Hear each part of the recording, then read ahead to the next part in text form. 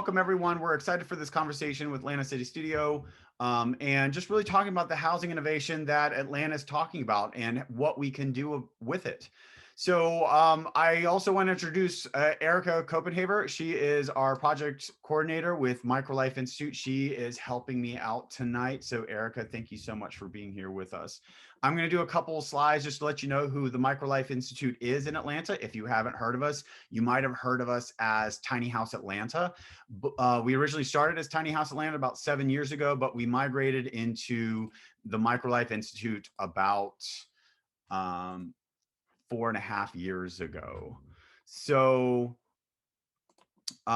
this is us. We're so excited that you all, like I said, can be here tonight. We educate, advocate, do research, pilot projects, and events all around the micro-built environment. We consider the micro-built environment 1,000 square feet or smaller. So we really want to show space utilization and really create that walkable density that allows people and communities to thrive.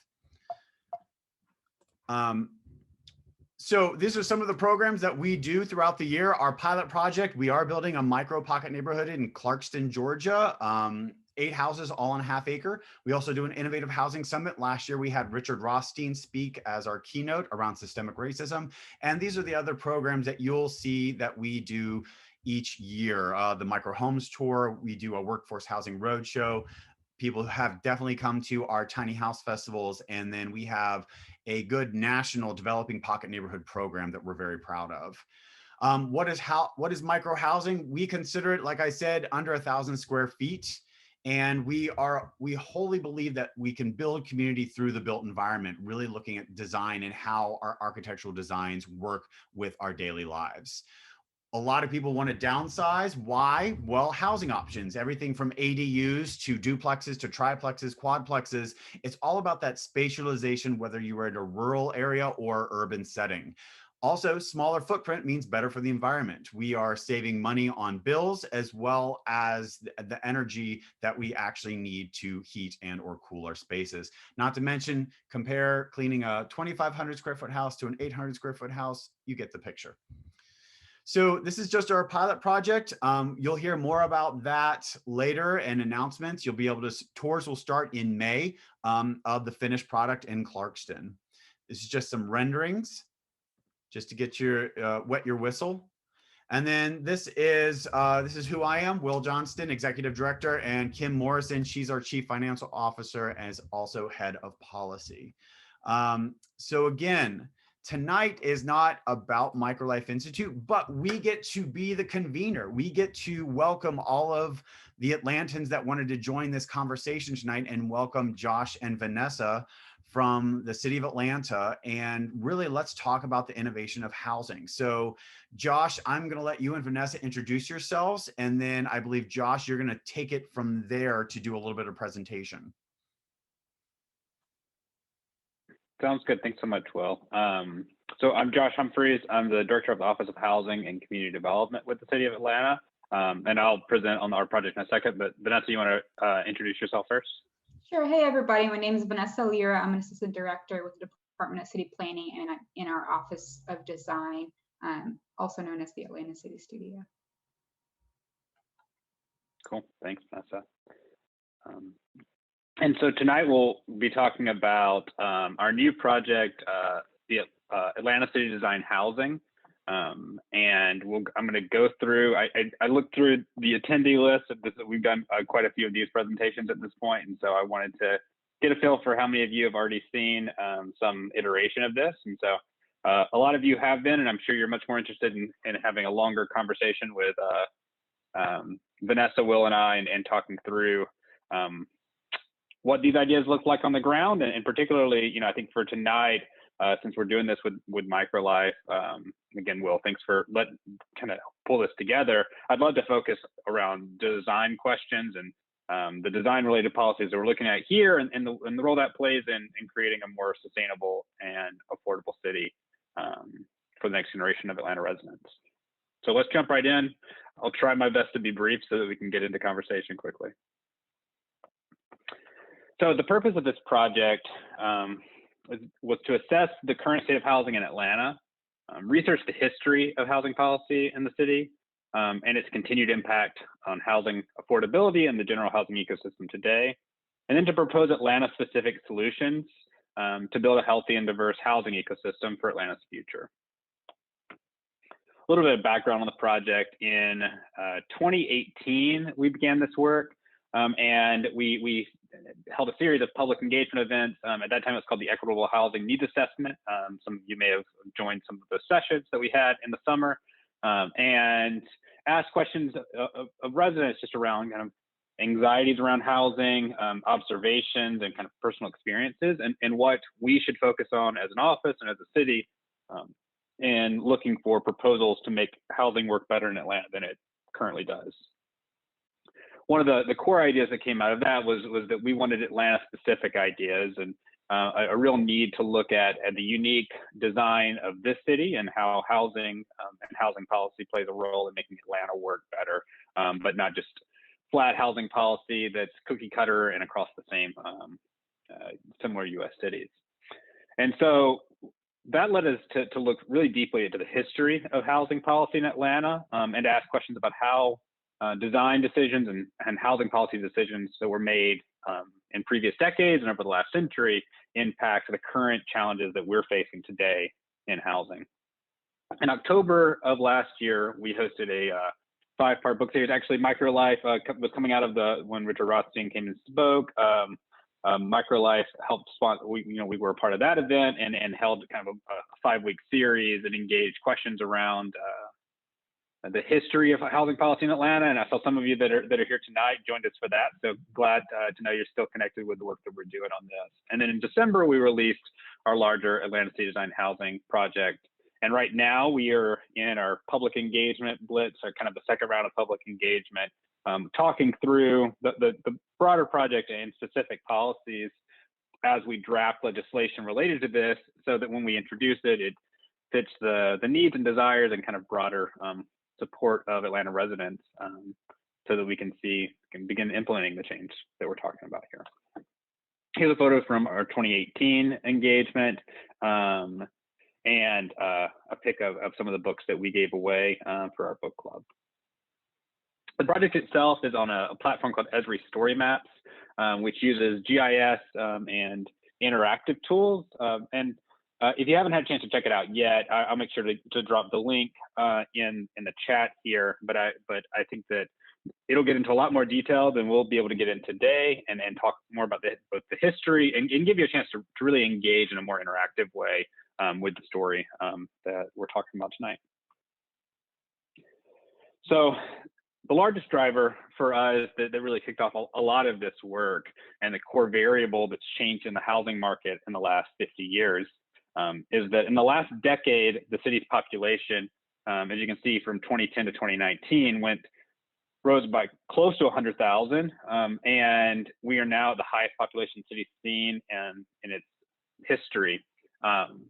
For decades, the city saw a population decline and then stagnation, and now that the population is growing and growing so quickly, it's putting a lot of pressure on the housing market. And we expect that growth to continue. In the next 30 years or so, we expect the population to go from around 500,000, where we are now, to nearly 1.2 million residents. At the same time, nearly 60% of our city's land use is exclusively zoned for single-family housing, meaning that detached single-family structures are the only housing typology allowed in the pink areas that you see on the map. This leaves us with a city that has the 316th most dense population in the United States. And you can see cities behind here kind of faded out of all the different cities in the US that are more densely populated than Atlanta is today. And this restrictive land use and low density population in a city that is seeing significant population increase for the first time in a generation is creating an inelasticity in the housing supply market, and it's driving up the cost of housing much faster than would otherwise happen if we had an appropriate amount of supply to accommodate the new demand of the population increase. In just the last decade, we've seen a 50% increase, inflation adjusted, in the median home sale price in the city, to just under 200,000 to close to 300,000 just this past year. So how did we get here? We looked in the history of the city and particularly land use patterns in Atlanta.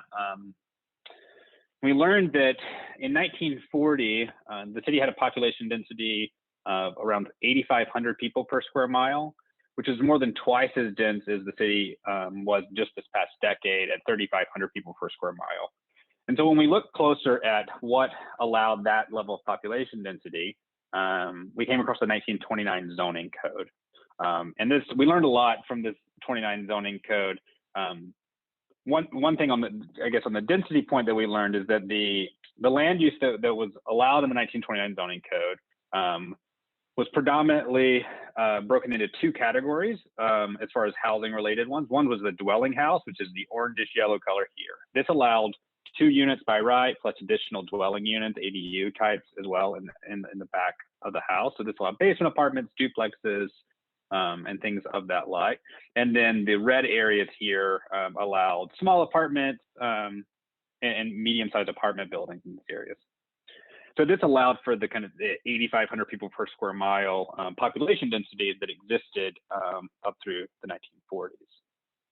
But the other and more chilling thing that we learned in the 1929 zoning code is that this wasn't the first zoning code. This was the first zoning code that was adopted and upheld by the city of Atlanta, but it was not the first one that was attempted by the city.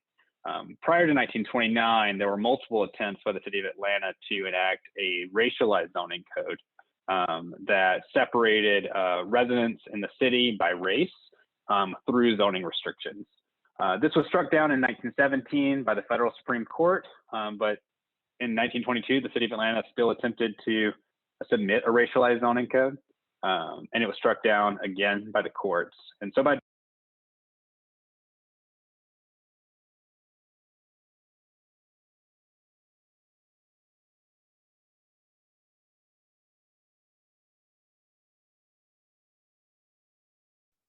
Can everyone hear me? Will We anybody? can hear you. Yep, you're Sorry, good. my phone just hung up on me just randomly, so I'm gonna go for my computer. Sorry about that. So this zoning code that was adopted in 29 had abandoned the racially explicit language and opted toward separation of apartments and dwelling houses. And this models almost exactly the racialized zoning categories, where the dwelling house areas were considered R1 white categories, and the apartment house areas almost exactly mirror what were considered the R2 quote unquote colored categories in the zoning code. But the move here abandons explicitly racist and moves toward a classism of sorts, where it looks at typology of units as a proxy for economic exclusion, which serves as a proxy for racial exclusion in many ways in the city. And so this sets really a generational move toward economic exclusion in the zoning code and looking at typology of houses and favoring detached single family structures for wealthier and most often white residents in the city. Then in the so that's 1929, we get into the 1930s under the New Deal, and redlining comes with the New Deal as part of the FHA and the Homeowners Loan Corporation to do really two core things. One is to prioritize detached single family homes, which is a new kind of creation under this federally backed mortgage in many ways, and really broadens it and creates this as a wealth creation tool that's federally backed. And the FHA also adds guidance that prefers deed restrictions and other types of kind of language, really often explicitly stating that the funds go to predominantly white or exclusively white communities. At the same time, the redlined areas, so the kind of the red areas that you see here, and even just to a lesser extent, the yellow areas, which are predominantly apartment dwellings that were created and zoned as proxies for racial exclusion, these areas are completely cut off of financial and economic and wealth creation resources. So for decades, this wealth creation tool created in the 1930s reinforces the idea that wealth is created through single family homes in white neighborhoods, while Black and brown communities in the city and across the country are cut off of this, this economic tool. This creates diverging paths for Atlanta that 100 years later, we still see in the city. The red line areas are the areas that you see here on the map. The grayed out areas on the map are areas of the city, are redlined areas that are still predominantly low income or no longer exist today and destroyed by things like freeways and stadium projects. 86% of the city's redline areas have either been destroyed or remain low income today. And these neighborhoods are erased from the city and completely removed and replaced for things like stadiums and freeways. At the same time, the single family homes that had the federally backed mortgages are most often preserved.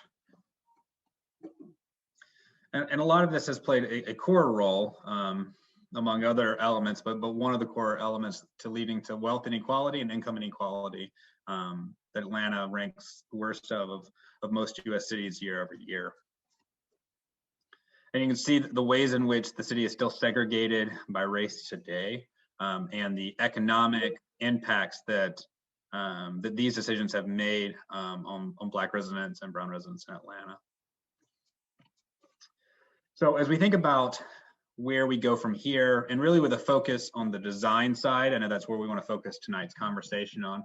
We spent a good bit of time looking at what makes sense for Atlanta and what makes sense based on what we learned about our own history, our own design, the way the city functioned at one point, and then kind of the ways in which we slowly moved away from kind of the more varied housing typologies that we once had in the city of Atlanta.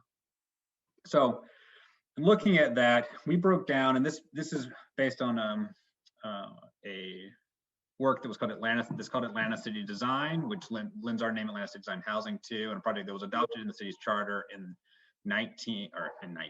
2017, and looks at two very distinct parts of the city. And the first area is what we call city design growth areas, and that's the magenta areas you see here.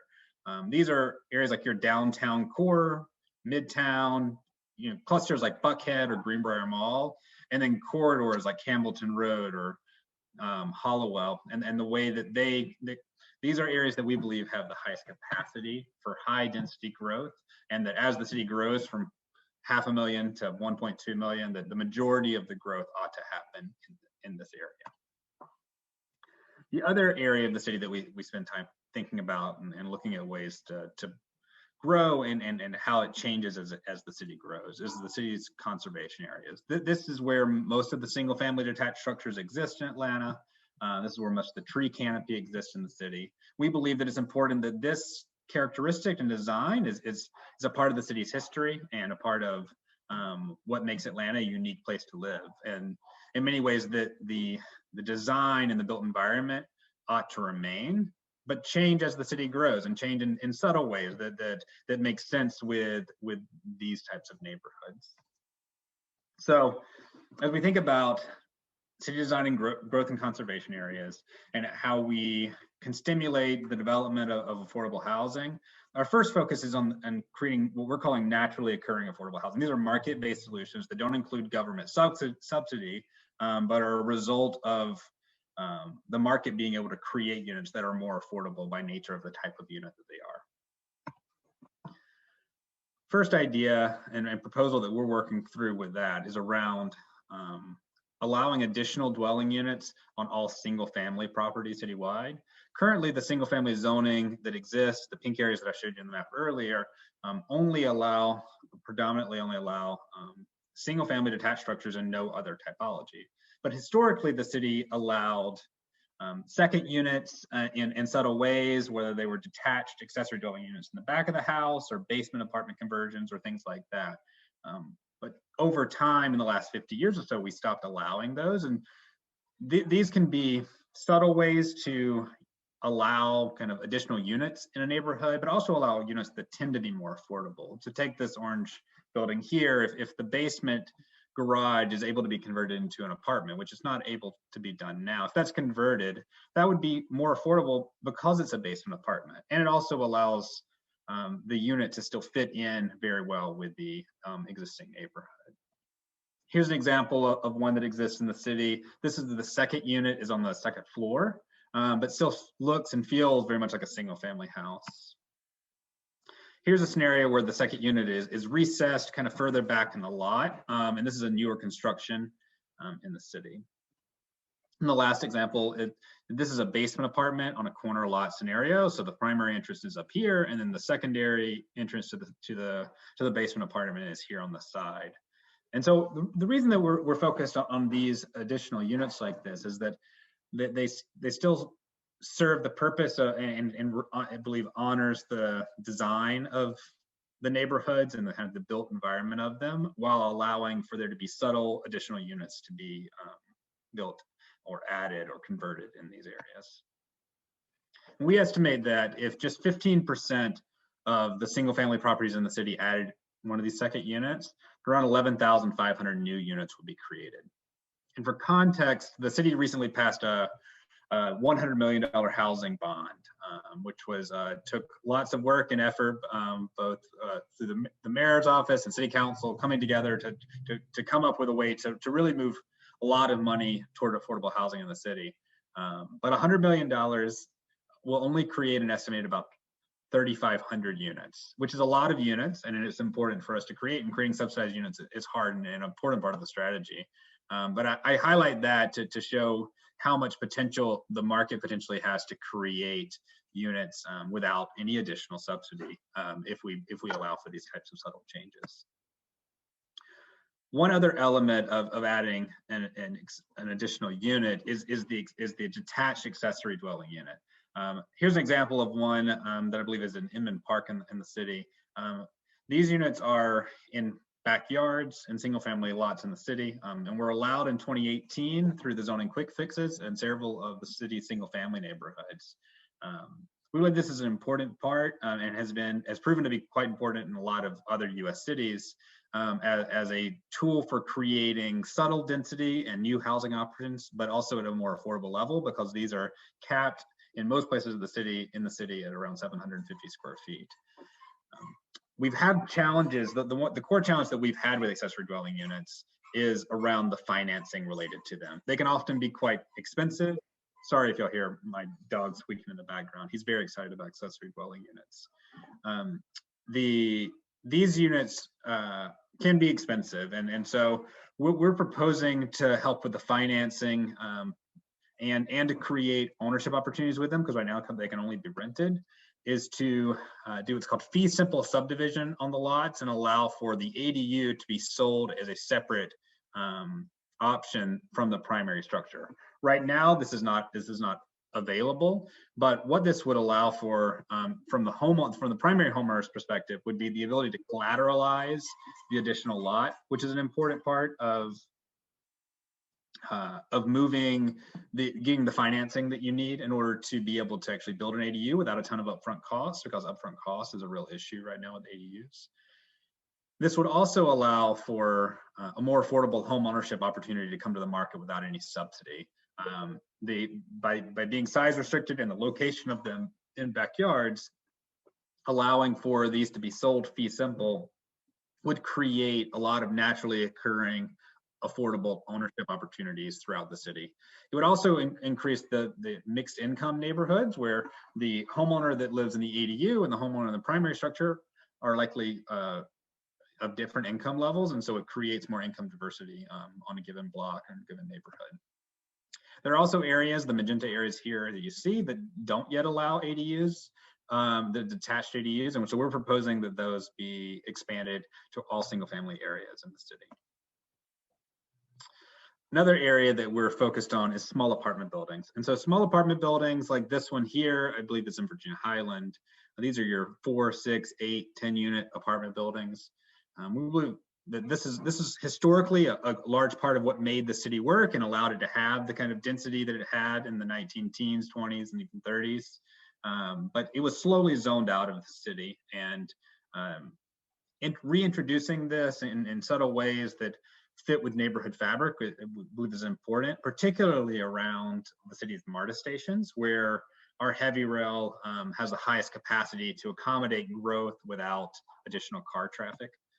And so we're proposing that the areas within a half mile of heavy rail ARD stations would be proactively rezoned to allow small apartments, as well as the single family structures that they're currently allowed in these areas, so that we can promote density near transit, but also more affordable housing options. We're also proposing to remove all residential parking minimum requirements. Parking requirements exist oftentimes in city zoning codes and require X number of parking spots per dwelling unit or sometimes per bedroom. This can be cost prohibitive, for instance, a large apartment building with a structured deck, it can cost anywhere between $25,000 and $40,000 for a given parking space. That relayed over to a unit can cost a resident that's renting in that building anywhere between $125 and $150 per month just to pay for the parking. And that's regardless of whether or not they actually own a car. And so removing the parking requirements can drive down the cost and disaggregate driving culture from our housing development in Atlanta. We're also looking to proactively rezone and look at parcels that are in the city design growth areas that are low density or single family zone that have really greater capacity for growth. And if we're gonna, focus our growth in the growth corridor, looking at parcels that don't align with that and addressing them, we believe is important. We'll talk about this more in a few minutes, but looking at housing innovation and how the city and the Department of City Planning specifically can support innovation and looking at these housing typologies and what they actually look like on the ground and actual sites and how they could be changed based on these zoning changes is an important part of pushing these ideas forward. So I'll go briefly through these. And these are less design oriented, but I also think are an important part of our strategy. Developing publicly owned vacant land for affordable housing. Here's a particular site that's downtown, actually across the street from City Hall. And it's an example of a lot of city-owned and publicly owned vacant land that exists in the city. We believe this creates a real opportunity for us to build, preserved and long-term affordable housing, dedicated affordable housing in these areas. But also to push housing innovation and look at new housing typologies and really kind of test new market opportunities in these sites to really show kind of what Atlanta could do. And I'm interested in the conversation tonight, even around this and what this can potentially look like. Also proposing to expand our affordability overlay in the area near the West Side Quarry Park. This is similar to the inclusionary zoning that's near the Beltline, but would also include a forced sale affordability requirement.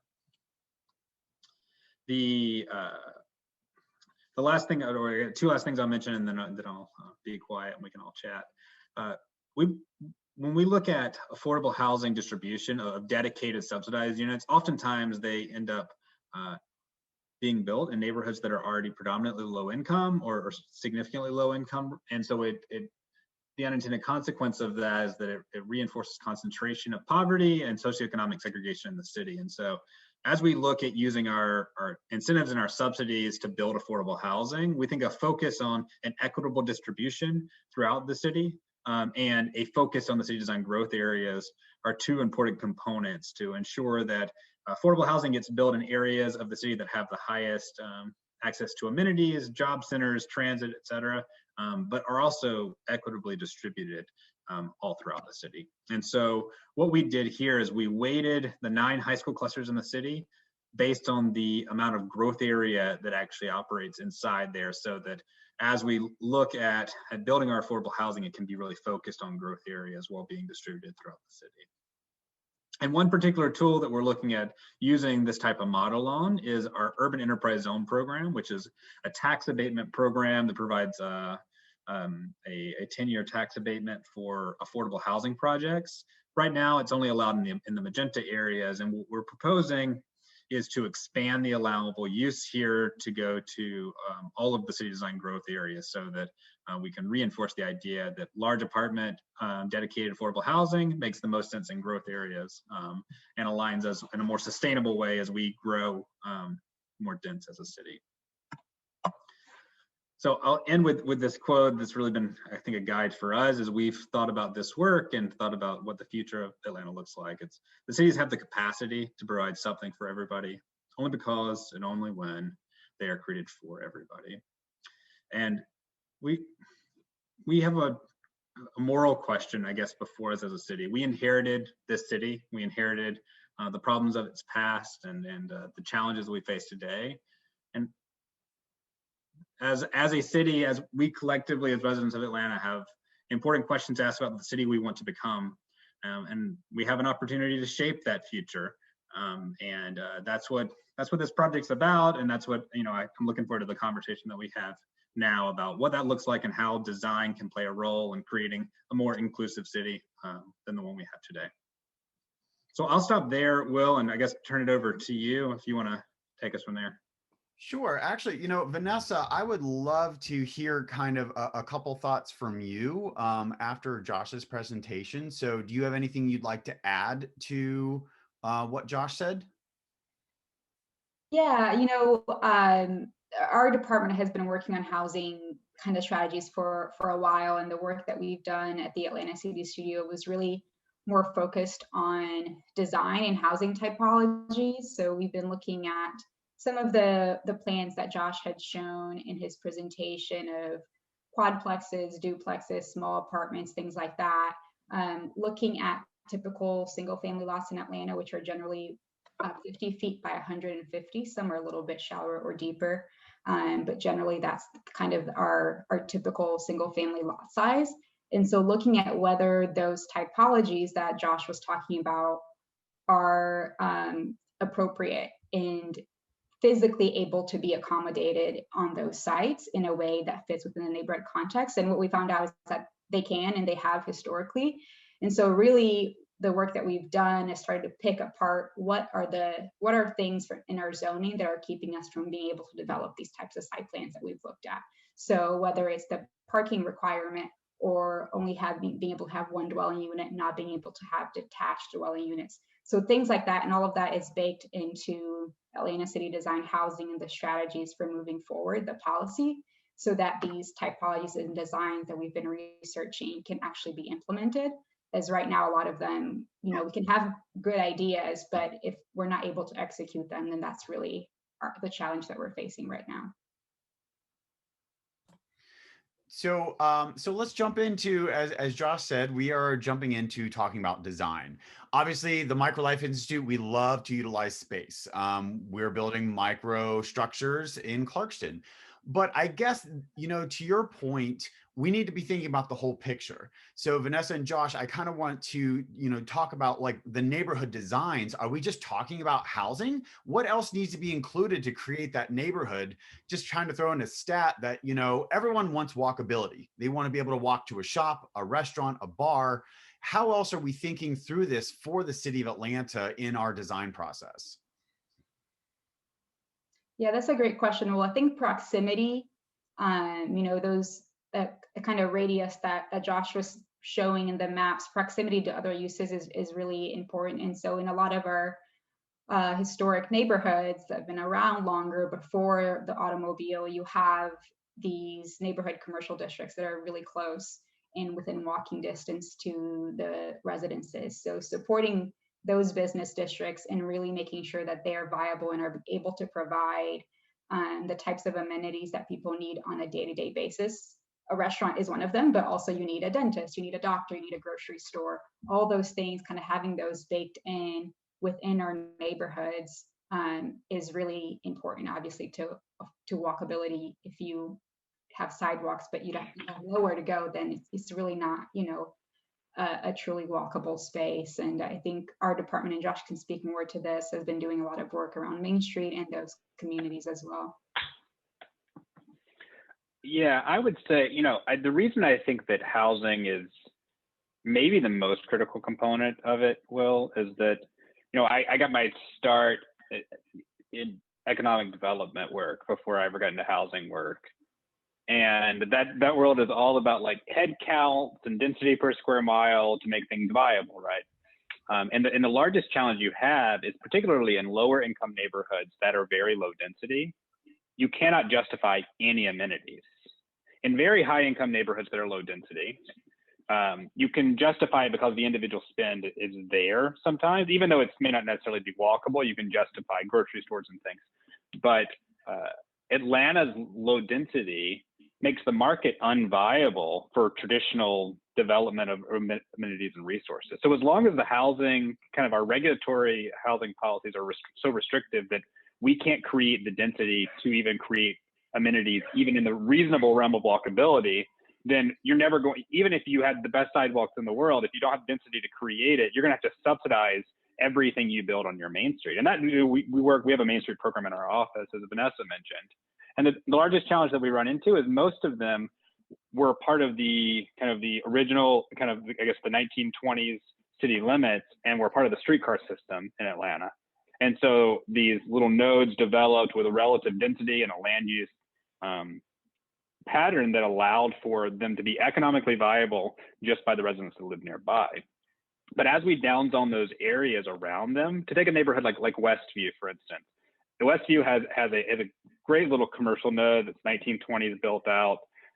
It has small apartments, historic small apartments that are near it, and a lot of 1920s and 30s homes that were built nearby. As we zone that down and said no longer are we going to allow 2-family dwellings, and we're going to zone out a lot of the apartment buildings, that district becomes dependent on drivers to get there. So if we don't change our land use patterns when it comes to housing density, then it makes it really impossible to have walkability without a lot of regional tourism and a lot of people driving to those areas to make the businesses viable. That's, I mean, and just like you said, Josh, in the beginning of this, you know, we have the moral obligation to come together and say, all right, what does Atlanta want and what does Atlanta need? Obviously, just like you stated, not every area is going to be the same. I mean, we know certain design types like the apartment buildings or the MRMU, multi-resident, multi-use, you know, types of buildings would be better in some places versus you know, a duplex or a triplex. So I guess, you know, with the variety that we are looking at, you know, the spectrum of designs, can you talk through, like, from duplexes all the way up to 12plexes? Like, what is the city of Atlanta looking at to utilize space in the design world? Well, I'll start, Vanessa, if you have any thoughts, feel free to jump in. I don't think that everywhere in the city ought to have 12plexes, at least not right now, right? I mean, I think that as we think about the growth in the city, I think we should think about it in nuanced ways. And I think we should think about it in kind of a long horizon view. Change is slow, right? The changes that we just talked about are 80+ year horizon changes that Correct. got us to where we are today. And so I think changing in any way as the city grows and we deal with the population trends that we're dealing with have to be in subtle ways. So that's why our focus on the MARTA stations for the small apartments was, you know, there are a lot of areas near MARTA stations that are single family or 2-family zoned right now. And so we think starting there makes a lot of sense to kind of slowly kind of build because we're changing habits, the way people move about a city, the way the city is designed and operates. And so focusing there was really kind of our first instinct. And then other parts of the city, it's subtle, attached ADUs, right? So it's a basement apartment, or it's a pool house that now can have a stove in it and be an actual unit. It's things that already exist, either historically because they kind of pre-existed the zoning code, or fit within what already happens in the neighborhood.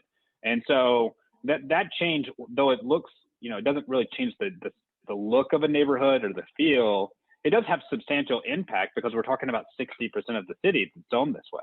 So you allow these use types, you're talking about well over 10,000 units, even if it's a very small percentage of these homes at a second unit. So that's kind of, I guess, I don't know if that's answering your question, but that's generally the way we think about this.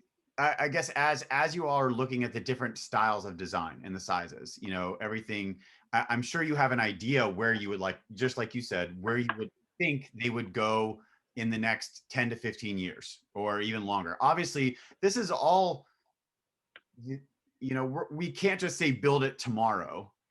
We're building, we know we want the Atlanta, we have a goal to hit in 50 years, or, you know, whenever we hit a certain number, like that million plus within the city limits of Atlanta. We know we need to use the backyards and do those flagpole types of designs, or styles of houses or ADUs, or being able to, you know, section them off and sell them. So are there any other, I guess, you know, it's so funny that you bring up the 1920 map, because we're just taking what we used to do and bringing it back around. So kind of full circle. But are there any other structures or design styles or Yeah. new terms that we are calling these structures that the group here needs to know about? I think there are, you know, in addition to having that incremental change in the single family parcels like we've been talking about, I think we can't forget about the corridors also in the city where we're expecting to have much higher density. And I think from, you know, a policy perspective, those are generally allowed and there's not really an issue with that. But I think something that we lack is kind of a culture of multifamily. So in other countries, for example, I grew up in Brazil and my family lived in an apartment.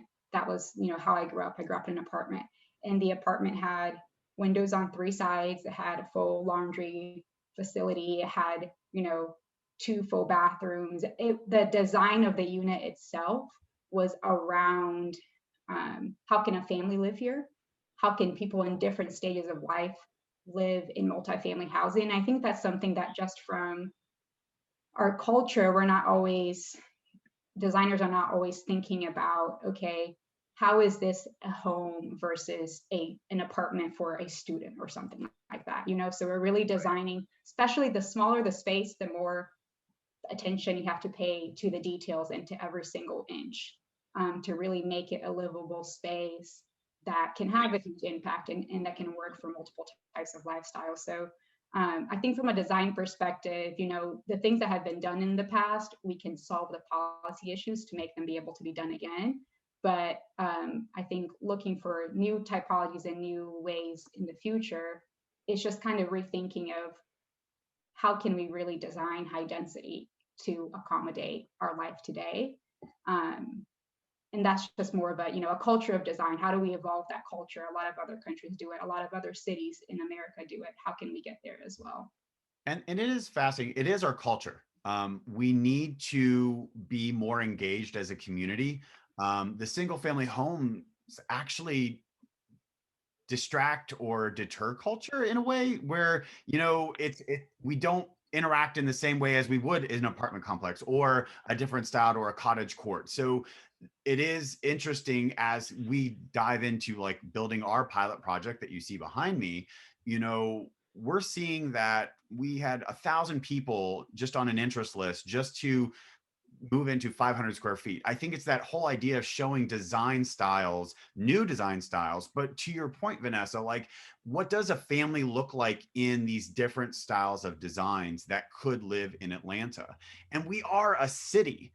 That's what's so funny. We are a city, but yet we have all this single family zoning.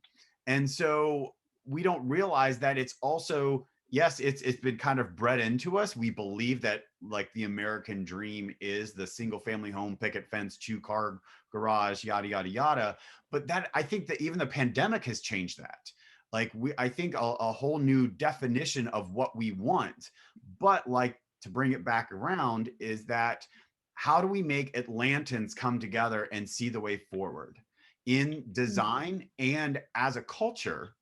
And so we do see and are accepting because, and Josh, I'm getting to that fear question that I know we love to talk about, but people are afraid of new. And so I think that's why it's so important to A, to have these conversations, but B, we need to allow demonstrations and show these designs so people actually, and to your point, Josh, yes, there already are ADUs everywhere, and we probably don't know really how many exist in Atlanta, you know, on the real number versus what we think we do. But to make them legal and just allowing people to actually interact with them. So that was a nice little soapbox. You're welcome, everybody. And folks that are online, I really appreciate, we're going to get to your open up to some, I'm going to read some of your questions soon. So please keep the questions coming. I really appreciate the interaction. So please put your questions in the chat and we will get to them. So Josh, Vanessa. Well, Go ahead. Well, just on your point on kind of where they exist, we have done some initial research, and I'm hoping I'll have something that we can start sharing soon of existing two-family structures. So some of these are historic duplexes and basement apartments, accessory units that exist in single-family areas today, where and when we're looking at kind of several thousand that are non-conforming to the current zoning code because they were allowed at one point in time, and then the zoning code then kind of downzoned and changed it. So there is quite a bit of that still exists in Atlanta that I think tells a story about the history of the city and the way in which we've intentionally made ourselves less dense as a city, and so coming out of it, I think requires just as much intentionality. To your question of change and fear of change, I think that changing anything is tough, especially changing anything, a city that's 500,000 people that are all having to kind of come to a critical mass of people that support a single idea is a tough thing to do, no matter what question you're asking. But I think that there's also ways, that I don't think the changes that we're talking about are radical. In many, I think they're subtle and they're nuanced, and we're careful about that. And that's part of why, and I'm looking forward to having kind of open Q&A as well here soon. Like we want them to be changes that we can get broad support in, and that honor the city's kind of current built environment. I also think it's important to understand our history, because change is hardest, I think, when there's a vacuum of context. When you don't understand why we have, when you're like, oh, I don't know why it's unaffordable to live in Atlanta. I don't know why homes in the West End went from like $100,000 to $400,000 to on their way to $600,000 in a matter of a few years. But when we start learning, well, there's a housing supply issue that's due to kind of restrictive land use, and that restrictive land use is due to kind of intentional economic exclusion that was used as a proxy for racial exclusion, and we designed a whole city to economically exclude people as a means to racially exclude them. Then that begins to help us see the ways in which our city was designed for exclusion, and it's doing a good job of excluding people right now, and increasingly does so. Atlanta was a much more affordable place for a very long time, but a lot of ways that was because of the population decline that we saw, right? I mean, if there's a inelastic housing supply market that we're dealing with right now, we had a demand problem from 1970 really until 2010, because there weren't enough. There was more housing supply than there were residents in a lot of times in the city, or the balance there was such that it kept costs relatively low. So single family housing was artificially affordable because the demand wasn't there. So now that the demand is back to what it was in 1970 and outpacing that demand, we're seeing the ways in which the zoning was used, it was designed for this exclusion that in some ways it was hidden for years because the demand wasn't there. So now that we know that history, we have a question about, okay, now that we know the history, we have a question about, okay, do we want to continue the trends that we have, or do we want to change and accommodate that? And if so, then let's figure out how to change together and make this city work better. We talk a lot about Atlanta as kind of the voice of the New South. And there are other questions that you want to talk through, Will, or should we jump into the chat here? And go through? One last thing. Obviously, as the Microlife Institute, we are building a cottage court, pocket neighborhood, if you will. So let's talk about how we can bring different styles like that into Atlanta, and just kind of what are your thought processes on how we look at these types of housing products for Atlanta. Vanessa and I actually talked about this question a little bit earlier this week. In the small apartments near transit idea that we've talked about a little bit, one of the things that we're interested in looking at it is what does that look like? What kind of flexibility that particular thing have? So we want to have more housing types that work for the most amount of people near transit instead of still kind of a relatively small amount. Is that an area that cottage courts make sense in Atlanta? And should we allow flexibility in that proactive rezoning to do both kind of small apartment buildings, your 6, 8, 10 unit apartment buildings, but also allow cottage courts under that same thing, so that you have flexibility to do, as a builder, or as a resident to have either of those. I mean, any thought? I'd love to hear your feedback, or Vanessa, if you've got any other thoughts on that. Yeah, I think from a policy perspective, the two things that are really needed for the cottage core is, one, obviously you need to have multiple units, which is what we've been talking about this whole time, but also you need to be able to have units in different structures, right? They're not all part of the same building. And I think that also plays into the affordability question when you have multiple units in one structure, you have to go through the International Building Code. If you have units that are separated into different buildings, then you can do the residential code, which there's significantly cost impacts to that when you look at those requirements. And so I think the ability to have multiple structures in a small multifamily site is really key. And that's kind of what the cottage court does for us. We just need to be able to have policy that allows for that detached structure to exist in the same site. And so I guess I'll ask one more question and then we will open it up. So Josh and Vanessa, if you want to go ahead and look at the chat and see which ones you'd like to start with. But Will, could I ask? Yeah. Could I ask you a question about cottage courts, since you're building one and got one in your background? I mean, could you talk a little bit about what you think about cottage courts and the role they play in creating and kind of the housing ecosystem? So, yeah, I would love to. So everyone who's just joined, I know I gave a little spiel at the beginning, but we are building a pilot project in Clarkston, Georgia called the Cottages on Vaughn. They are 8 houses on a ½ acre, all under 500 square feet. They are single family homes on their own little postage stamp parcels of land. What we wanted to do is build community through the built environment. So yes, there is a policy angle. The story starts with our tiny house festivals, and the mayor of Clarkston visited one. And that sparked a conversation asking, how can we bring tiny houses to Clarkston? Again, just what part of this conversation was looking at the policy and zoning.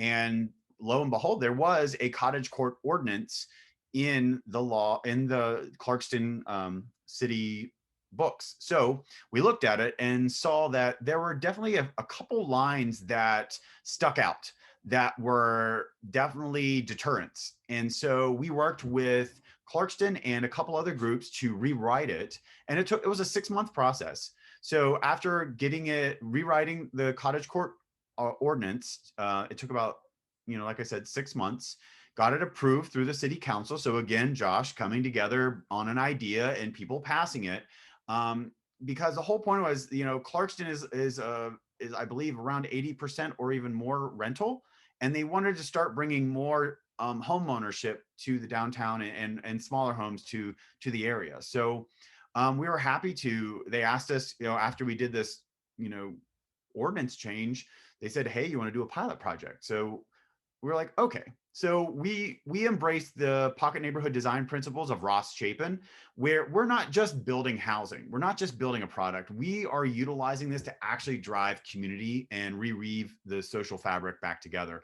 A lot of the single family homes that we see and interact with have those garages on the front facing the street that don't allow you to actually stop and get to know your neighbor. I think the deterioration of a lot of community is the fact that we don't take the time to actually walk by our neighbor's house. We're always in our cars, which to your point, Josh, I think it is good that we start separating our car world from our housing world. And so we get back to actually interact with each other. So the whole point, again, is to show that we can build quality structures without subsidies to create an attainable price. Obviously, being the pilot project and knowing a lot more now, things would have been done a little differently. Our original goal was to start them below $100,000, but that we couldn't do that. So 5 houses have been sold. 3 are going to hit the market in the next month. And what's great is I'm putting my money where my mouth is. So I am leaving the city of Atlanta. I am actually moving to Clarkston, Georgia. You are actually sitting on my front porch with me right now. So this is the view of my neighborhood. In 3 months, I'll be moving in. And what's been amazing is the neighbors that all bought. We Zoom actually we had to cancel tonight because we couldn't, because of this, and we were prepping for it, but we are creating and building our network and community before the structures are even built. And so we want to add that extra layer of architecture design around building community in the built environment. And so again, smaller spaces and this type of style is not for everyone, but we think it's so important to be added to the mix. And we just want Atlanta to embrace these styles because this is great infill lots. I mean, you showed that lot, Josh. I know this isn't the best use of land. Obviously but you showed that lot right next to City Hall. And it's like, well, you could put a pocket neighborhood right there. It'd be easy peasy. So again, we hope, and just to let everyone know, we will be opening tours in May. So one Saturday a month for an entire year, you'll be able to come and visit and actually interact with these spaces. I think also to our point that we need to remove the stigma of smaller spaces. We actually need to embrace the idea of downsizing and having smaller homes, even though I know I probably shout out to, Cabbage Town, shout out to some other Kirkwood neighborhoods. Like you're already living in, 1,500 square foot houses or smaller, but any new construction, the idea is bigger makes the money, even though cost per square foot goes down. You still got to put a kitchen and a bathroom in a small house, and the price per square foot goes up. So there's a lot of transparency and a lot of what we're doing to try to inspire others to look at their parcels of land differently and hopefully put a pocket neighborhood on that, or, again, just utilize that space better for the community. So again, got on a little bit of soapbox there. Did that answer your question, Josh, at all? I don't know. I just kind of went into a zone. It did. I do have one extra question for you. So you're selling them. Are you selling them through condo? Is it fee simple? Are they subdivided? They're subdivided, so they're their actual house. So that was the caveat. So we removed that detached condo, which the lenders did not like. So we removed that little bit of a language. And then something else that cities and municipalities need to look at is make sure that they add incentives for developers to build these products, not just to add in a bunch of add the curbs, add this, add that, which drives up the price. And then again, it's a deterrent for developers to even pick up this type of a development. So that's cool stuff. That's all I know about that. So, all right, folks. The last question to you all. All right, we are talking about, changing policy. How are we going to get there? How can we help, and what are next steps? Sure, thanks. That's a great question. So we are, as I mentioned at the front of the call, we're in our public engagement Blitz right now, meeting with anyone and everyone for and against these ideas to talk through kind of specifics related to these policies and what they actually look like on the ground.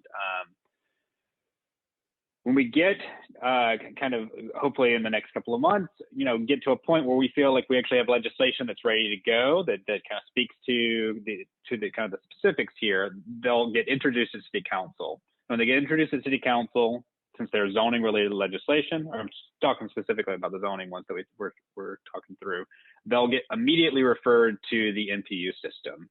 And they'll go into a couple of months of the NPU system. And because these are changing kind of the core zoning code, they'll go to all 25 NPUs in the city. And all 25 NPUs in the city will vote in favor or against, or put conditions, or make kind of the recommendations on these changes. And that's a core part of this process, maybe the most important part of this process. And so if you have thoughts on this, if you like the ideas, don't like the ideas, want to just be a part of these decisions, this is how these types of decisions are made, and civic engagement is allowed in the city. So go get involved in your NPU, because in the coming months, these will be coming, and these important questions about the future of the city are going to be coming for a vote at NPUs. So once they go through that, they'll spend a couple months the NPUs be voted on. Then they'll go to what's called the Zoning Review Board. And then after that would go back to the City Council Zoning Committee for recommendation before going to full council to hopefully be adopted. So it's a multi-month process of a lot of meetings, but the real civic engagement point, if you want to be involved, obviously be involved with any public meetings we have now as we're forming it, but then once we're actually routing it, it will be the NPUs that'll make final vote, or not final votes, but we'll vote on and make recommendations about these policies. So what do you think timeline that is? when it happens, it happens. Yeah, you know, I don't want to put too hard of timelines because I think we're in maybe the most critical part right now of trying to get to policies that actually have a chance of getting passed. You know, we could introduce something tomorrow, but we don't want to introduce something that's going to die the second it gets introduced. We want something that has broad support and has worked out a lot of the kinks, and that's what we're working through right now. And that takes as long as it takes, I guess, is the short answer to that. I mean, we hope that in the next few months we're in a place where this gets to move forward, but we don't want to rush that part of the process. Right. So, all right. Well, oh, I do want to, thanks. I was reading in the chat. I do want to give a shout out to Roots Down. They are our landscape permaculture group that are based out of Decatur, but that's something else that, you know, planting that seed, metaphor there, you're welcome, for our pocket neighborhood. We're actually having an edible landscape that will be, you know, native and that will be able to flourish throughout the year. Again, also driving ways for people to interact with each other through food as well as their homes. So thank you, Jamie. Good to see that you joined us tonight. All right, folks, so we are going to shift over to, and thank you, Jim Cheeks. Our builder is here, and it is fee simple. I'm sorry. Sometimes when I'm talking, I can just trip over my words. So the cottages on Vaughn are fee simple. Thank you, Jim Cheeks, for correcting me. So Josh, I'm going to let you go ahead. Well, so to go back to the ADU stuff we were talking about earlier, where the flag lots, that uses the same type of strategy. So it's fee simple. The ADU will be sold fee simple from the primary. One thing I like about fee simple, and we get a lot of questions about this, so in case the ADU would still have to follow all of the rules of the parent parcel. So when you do a fee simple, the parent parcel still stays the same, but you can sell the two parts separately. So lot coverage, setback rules, size requirements for the ADU, all of that would stay in place. It would just allow it to be sold separately. So it wouldn't change the kind of the characteristics of the ADU and how they operate. And I think that's very important. Go ahead. Sorry, Vanessa, go ahead. I was just going to say, I think that kind of gets to Chad's question a little bit on the chat here about what we've learned with the recent ADU changes. So one of the challenges that we've heard from a lot of people is the financing of the ADU, and having it be fee simple really helps with that and getting a better a mortgage and a better product to finance that banks are more familiar with. And so that's part of, you know, the next iteration of that, making sure that people are able to actually finance them and that the policy reflects ways that are aware of, you know, the reality that we live in. And Latonia, I think you made a good point. Like, we need support, just like Josh and Vanessa are saying. Like, we need everyone to understand. Even if you're in opposition to this, we need to hear from you because maybe we haven't thought through things. The whole point of being public about this conversation is to be public. So again, thank you all for the time tonight that you have spent listening to us speaking about this. So Josh, do you have Yeah, just one thing on that too that I forgot to mention. Latanya or anyone else, if there is a group of people, whether it's a small group or a large group, that you think it's important to have this conversation, for me to give the presentation I gave earlier and to talk through this, feel free to reach out to me. I dropped my email in the chat. We'd be happy to meet with anyone that you think would make sense to get this. We want to get this in front of you know, residents across the city who aren't typically involved in public engagement process that the city puts on. And to Natalie, and also to Megan, because we are a 501c3 nonprofit, we're trying to educate people about accessory dwelling units and ADUs, so developers actually know what they are, and lenders. There's also Ground Floor. If you look up Rich Paluto at Ground Floor, they're actually launching a new product to just support building ADUs in your backyard instead of and the issue with building ADUs right now, you either have to have the cash or refinance your home, which can be an issue for people. But to Josh's point and Vanessa's point, you know, it's a great way to generate income and subsidize housing or subsidize your income, as well as, you know, make housing affordable. So don't worry, we are still going to be working and pushing out more information about that. That's why Microlife exists. We want to keep having a good conversation around these micro spaces like ADUs in Atlanta and the nation. So banks and lenders understand that we need better products for these types of housing options. So Josh or Vanessa, any chat questions that strike your fancy that you'd like to tackle? There's one, it's from Julie, and I don't know that it's maybe as much a question, but just kind of an observation about big homes being built. And I think we're talking with Microlife tonight, so I think it's a fitting topic to talk through. One thing that we've thought a lot about with the additional dwelling unit and the attached dwelling unit that we mentioned is that, you know, there's a zoning category in the city that's R5 that allows 2-family dwellings by right. And so duplex, kind of traditional duplexes. One reason that we're not looking at doing that citywide is that a lot of areas in the city, like Reynoldstown, for instance, you'll know, where the 2 families are allowed, lots that are undeveloped, they are very large kind of townhouse type duplexes, several thousand square feet apiece that are really common to be built. And we're intentional of our goal really is how do we create housing types that by nature of the type that they are is more affordable, and size is a big component in that. And so looking at the additional dwelling unit as something that would be, and we're calling it an attached ADU, right? We have detached ADUs that are allowed right now in the zoning code. This would just simply allow that ADU to be attached to the primary structure. This is how cities like San Jose in California do it. We had a call with them a couple of weeks ago, and they told us that nearly 2/3 or over 2/3, I think, of all of the ADUs that they have developed in their city are attached ADUs because they're a lot cheaper to build than a detached structure is.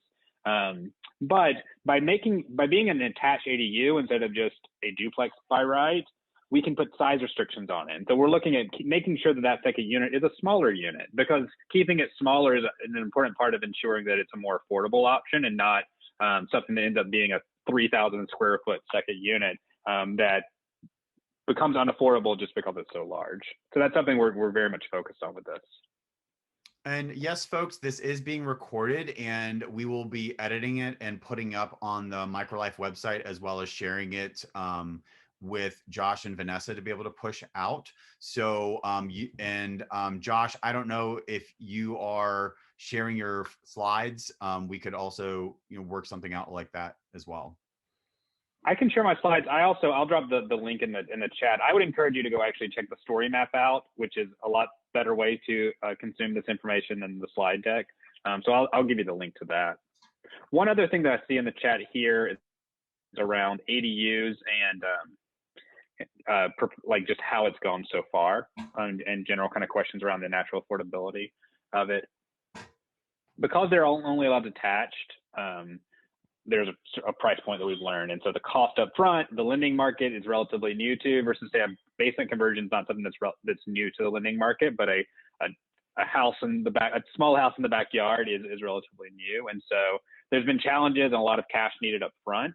And so we've seen them primarily built in more affluent areas or by investors, and moderate homeowners don't typically have the cash up front to build them. And so that's one of the reasons we're looking at the fee simple option, and among others, to make it more financially feasible to build them, and the attached ADU that would be cheaper to build, because that's the biggest challenge we found. There's some other tweaks as well, but those are the 2 biggest challenges we found with development. And one other tweak, it's not specific to ADUs, but in terms of kind of the umbrella of things that city planning is doing, when we're talking about enabling developers to actually build these types of houses, is the by right development that Josh has been talking about. So we've heard that a lot of the cost can come from spending several months of your architect's time and expensive fee to actually go through a rezoning process. That takes a really long time, and it's just financially a burden on the developer. And so that cost ends up being added back to the product that's being sold or rented. And so really doing this by right proactive rezoning in areas that are appropriate, like close to MARTA stations, are going to allow for those properties where today you could potentially ask for it to be rezoned, but financially it's just not feasible to have to go through that process. And so that's part of what we're learning as well, is being more setting the stage for what we want to be able to be built, so that it is feasible for the developers and homeowners to actually develop those types of housing. Sorry, I'm reading all the comments. Thank you all for all great comments. Any other questions stand out to you, Vanessa or Josh? I see one from Chad looking about affordable new multifamily units and conversions. Construction costs is very expensive, as well. I'm sure you quite know since you're in the middle of building several houses right now. So saving our existing structures is a core part. I mean, for historic preservation reasons, absolutely. But older buildings tend to be more affordable than brand new buildings. And so one of the challenges with subsidized affordable housing and why $100 million is only going to generate 3,500 new units is because construction costs are so high. And so focusing on preserving existing buildings and whether it's existing multifamily or conversion of a basement apartment, no matter kind of across the scale, it's more affordable to do that. And so I think that's something that we're focused on and looking at ways that we can align our policies, our incentives, our funding sources to prioritize that. And then also, are there ways that we can protect, older buildings, right? There's historic preservations and different types of ways that the zoning code can ensure that these buildings don't get torn down, because keeping them online, I think, we lose a lot of affordable housing, because it gets torn down. And so saving those structures is a big part of kind of our broader, healthier housing market, I think.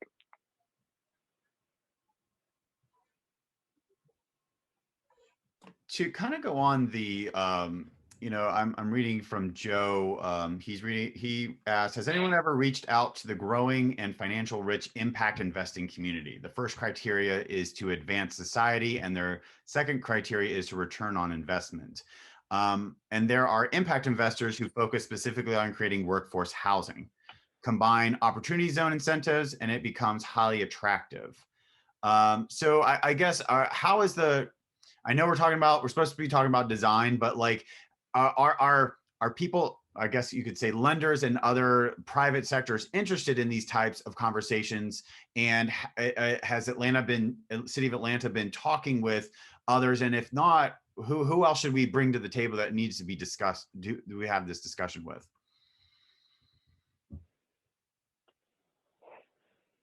I think this is a big part of making all of this work, right? Money's a big part of all of it. We have been, I would say that we've had conversations with, and also asking other cities, right? So we're not the first city to do most of this, right? There are a lot of other examples, whether it's Minneapolis or San Jose, like I mentioned earlier. So learning from them, phone calls with them about how they worked. And, the challenge with the lending market is it tends to be risk averse.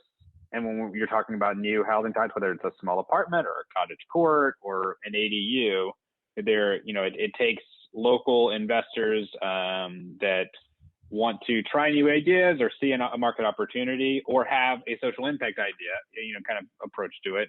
One partner on the ground, and I think Jim, because Jim was in the comments earlier, I think he might still be on the call, is ANDP has done some interesting financing for ADUs. And so I think that's really kind of those types of financing to kind of fund these and to really create kind of new market precedents is an important part, because we think these are economically viable ideas, but it takes leaders in the financing industry to get on board to make these work. And so there are regulatory issues that don't even let it be possible. That's the first step, but I think that the financing is also part of it. Great.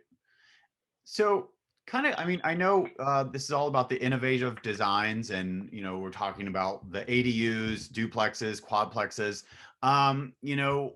So Josh, if personal question, what would you want to live in, and where? I know whereabouts in Atlanta you live, but what type of styles have you seen that's been really innovative to you in the past couple months come through the planning department? Well, I live, I guess I show my hand a little bit. I live in a duplex in Cabbagetown. It's an old shotgun duplex built in 1920. So it's a little bit annoying that we both work from home and don't have any doors between any of our spaces, but we were making it work. All right. I think that this is maybe a slightly different answer to your question, but to Vanessa's point of learning how other cities live together and work, I think I lived in Brooklyn for years. And I lived on a brownstone block, and the brownstones on that block, I think before I moved, the last one sold for over $2.5 million. At the same time, there was a public housing development, a New York City public housing development at the end of the block. So people living in subsidized public housing. I lived in a triplex.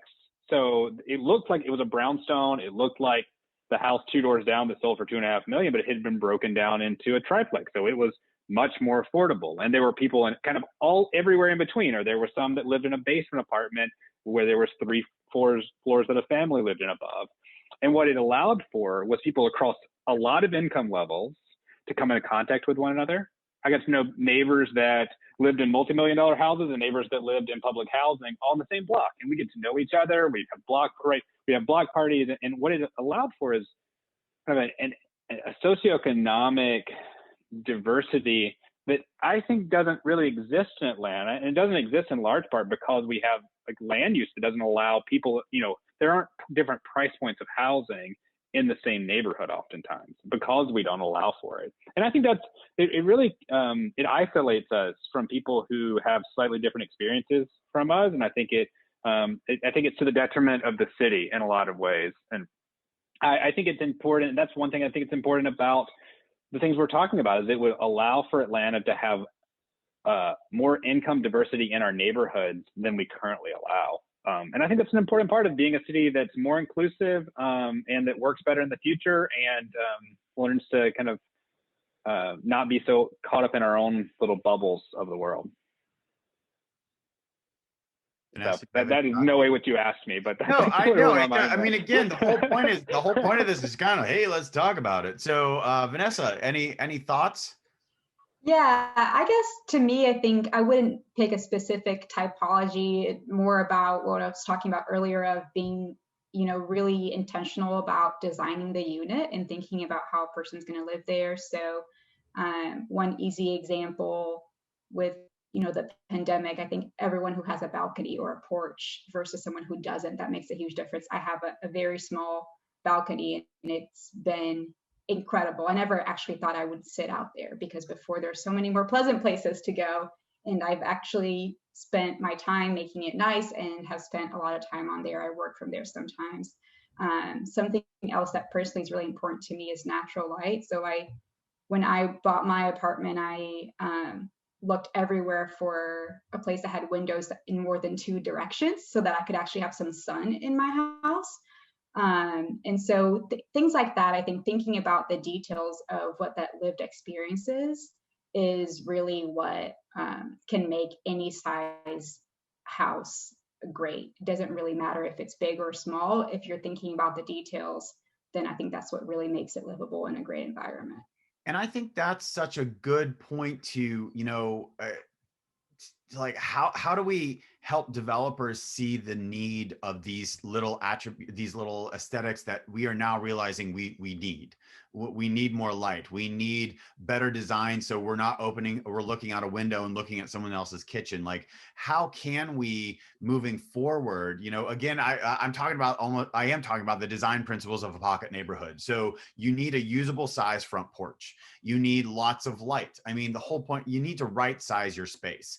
I like to say that humans and mushrooms are like the same, because whatever space we are given, we will fill it.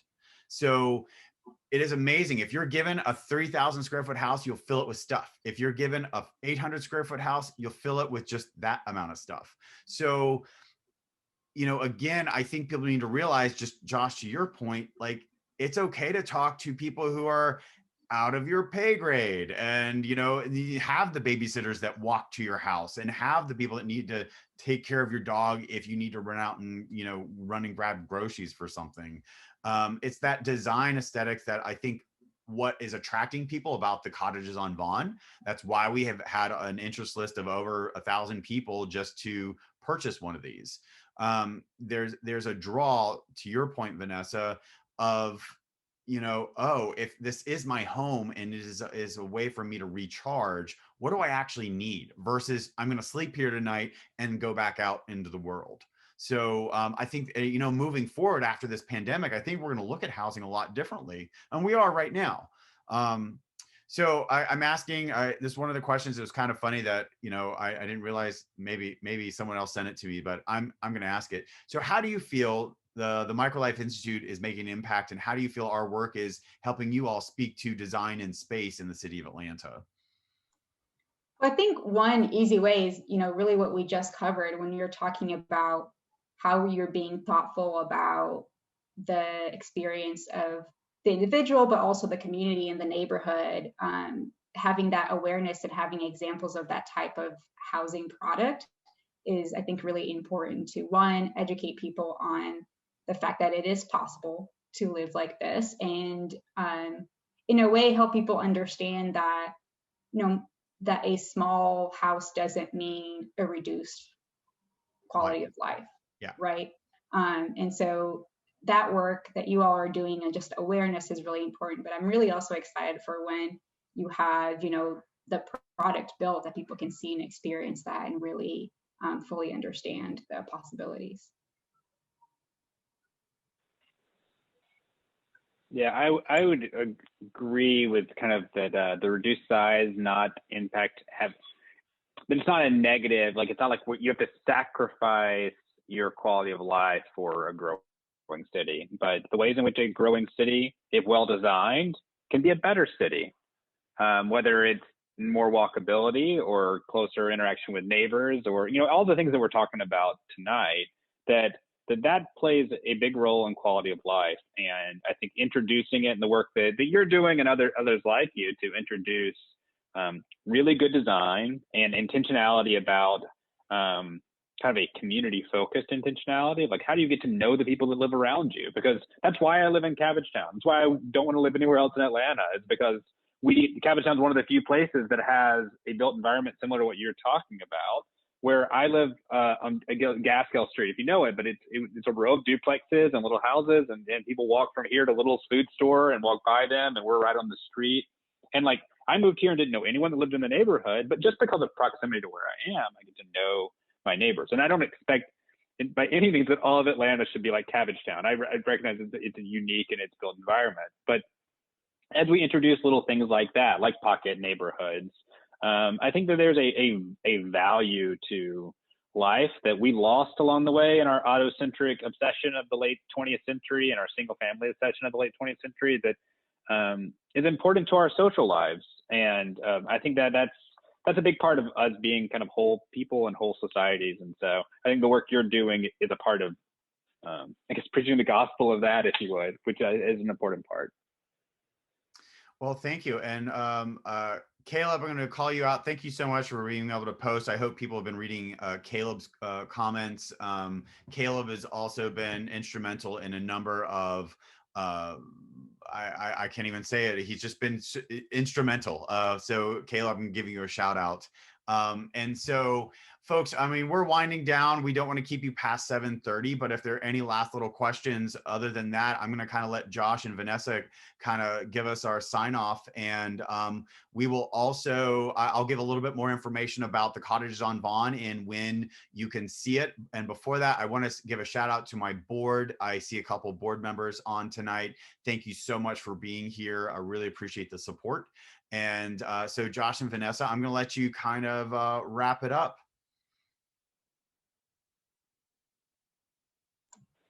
Yeah, I just want to say thank you to everyone for coming and spending this time with us. I know we all have been to a lot of Zoom meetings, so it's really nice to see that there are so many people interested in the work that we're doing. And I'm looking forward to, working with you all and learning more about your thoughts and opinions as we kind of move forward together in this. Thanks, Will, specifically, and Microlife for hosting us tonight and for helping pull this together. And we care very obviously a lot about these proposals that we're working on and kind of the future of the city. And I've really appreciated the thoughtful engagement and the questions that everyone's had tonight.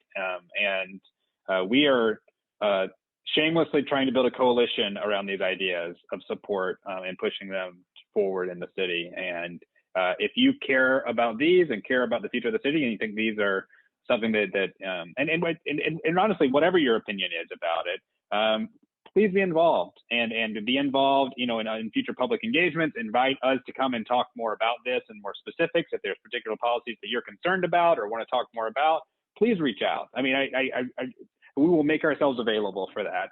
And then go get involved in your NPU, because at the end of the day, that's where these are going to be voted on. Yeah. And so go figure out how you can be a part of that vote and have a voice in the decision about the future of the city and the questions that we're trying to answer collectively right now. And so that is my plea to you, because we can't do this alone. We need everyone in the city who cares about this work to be involved. And to reiterate what Josh just said, we literally had a conversation, I think it was in December, and I was like, well, Josh, let's talk about this. I'll host, so if you folks want to be a host, you can be what I just did tonight, so talk with Josh and Vanessa. Josh put his email in the chat earlier. Josh, why don't you go ahead and throw it up there again? Just because we need everyone to understand, we need the conversations flowing. And just like Josh said, we need you involved with your NPUs. Talk to the NPUs, be the advocate, explain, bring Josh there, have him explain, or bring Vanessa there, have her explain. I'll just sit pretty in the background. So I don't get me wrong, I'm planning a Microlife's roadshow around the NPU world as well, just because we feel that we need to educate about the variety sizes of houses that need to be added to Atlanta. And that's just Microlife's mission. Again, I want to thank everyone from that came out tonight. It is a Wednesday night and you're staring at your computer screen again, so I appreciate that. If you want to find out more about the Microlife Institute, like I said, we're a 501c3. We built our pilot project, the Cottages on Vaughn, that you see behind me. There's more information online, and like I said, tours start in May, as well as if you want to be a pocket neighborhood developer, we're going to be launching our 2021 courses around pocket neighborhood development, so you yourself can build a pocket neighborhood, hopefully in your area, and we'll help you with the zoning and policy. So with that, everyone, thank you so much tonight for coming out and just enjoying this conversation with us. Like I said, it's being recorded, so if you need to go back and pull some notes and watch Josh's presentation again, it will be up, I would say, in the next 2 days. Look for it as an email blast, as well as on the Microlife Institute's website, and Josh and Vanessa will have access to it as well for them to utilize and push out to this. If you need to if you want direct contact with us, I will say, let me throw my email in there. You can email the general information to info@microlifeinstitute.org. I can't type and talk at the same time, so I'm gonna just say thank you, everyone, for coming, and I will let you know if I can actually type this out.